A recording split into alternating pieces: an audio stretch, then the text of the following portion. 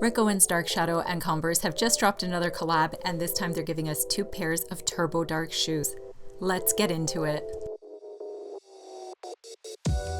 If you're looking for details and measurements on the most recent TURBODRK shoes, then this is the video for you. I'm going to be breaking it down and comparing it to the last season's DRKSTAR shoe, as well as the classic 70s Converse.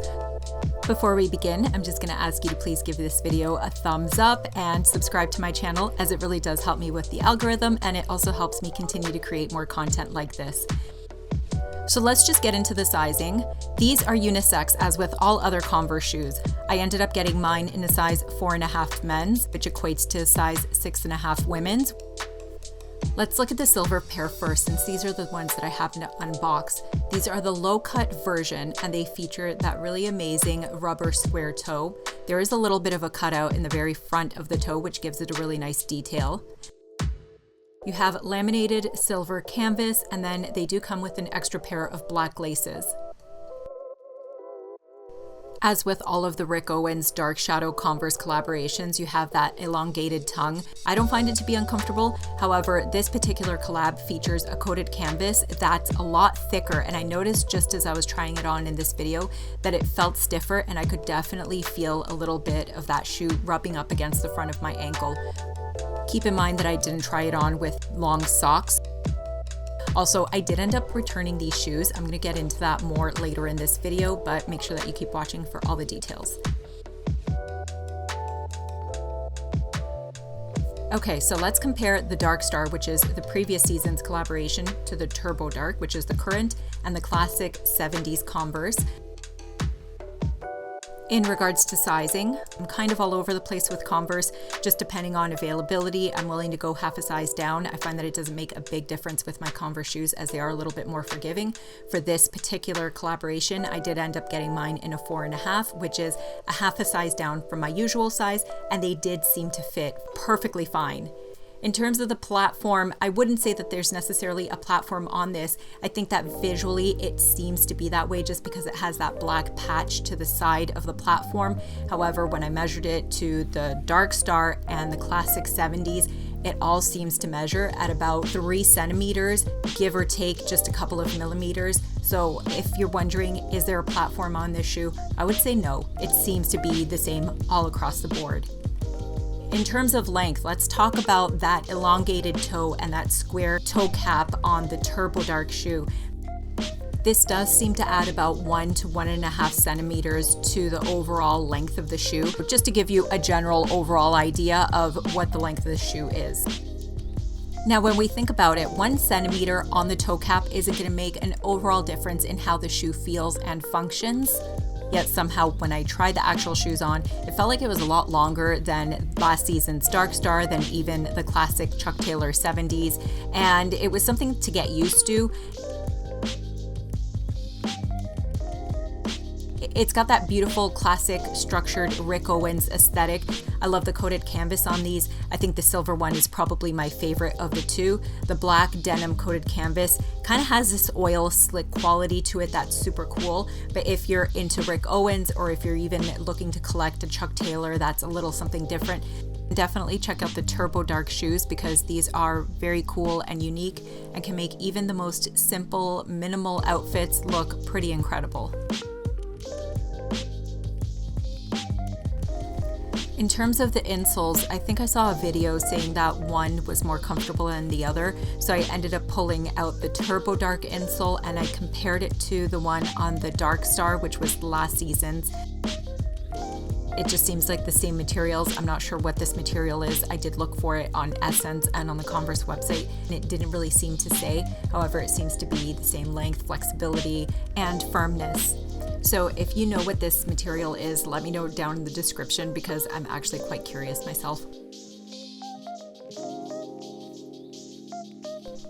And then just having a quick look at the soles of these shoes. The TURBODRK, DRKSTAR, and Classic 70s are all universal, so nothing has changed there.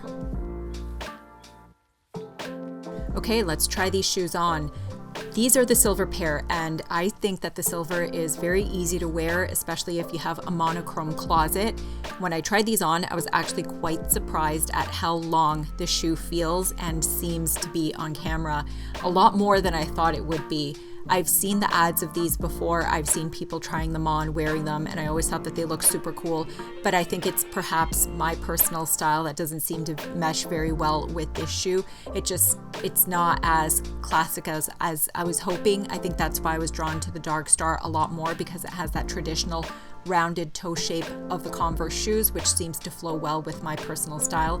If you're somebody who's into more structural, exaggerated elements in your style, then these are definitely going to be for you. However, for me, it was just too much, and that's why I ended up sending them back after this video. I'm not going to lie, I was tempted to keep the silver pair, but I just feel like I won't reach for them enough, and I ultimately won't love them long term.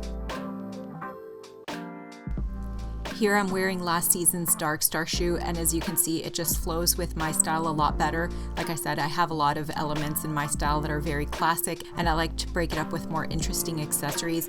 At the end of the day though, I know what I like, and I like things that are ultimately a little bit more classic and traditional. So that's why the DRKSTAR and the 70s shoes are more suited best for me.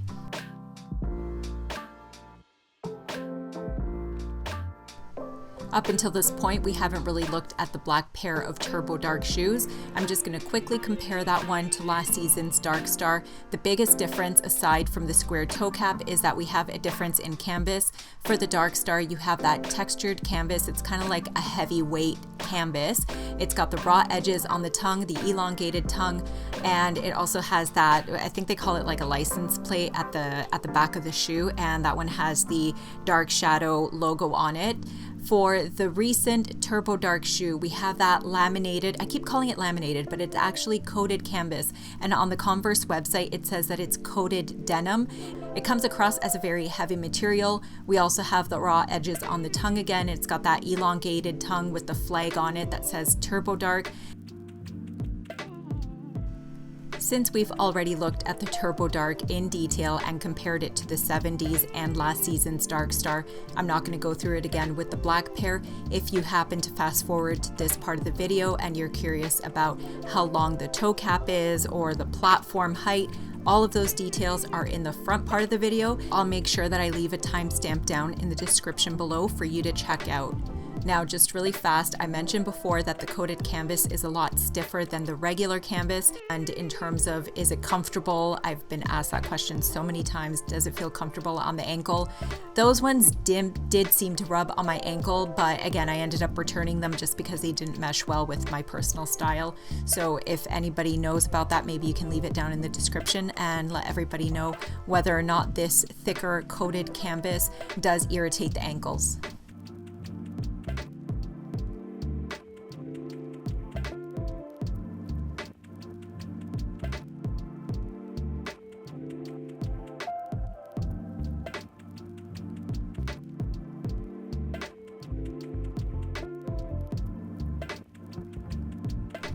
Okay, so I think that just about wraps up this review. I feel like I've addressed everything with Rick Owens, Dark Shadow X Converse TURBODRK. That is a mouthful drop that just recently was released. If there's any questions that you have, leave it down in the comments below and I will try to get back to you. That's everything for this video though. If you did enjoy it, please make sure that you give it a thumbs up, subscribe to my channel as it really does help me, and I am trying to make this channel grow. I am enjoying YouTube so much and I love doing these kind of reviews for you. But that's everything for this video. Make sure you follow me on Instagram, Pinterest, TikTok. I'm basically everywhere. Check out my blog if you want. But that's everything, and I will see you in the next one. Bye.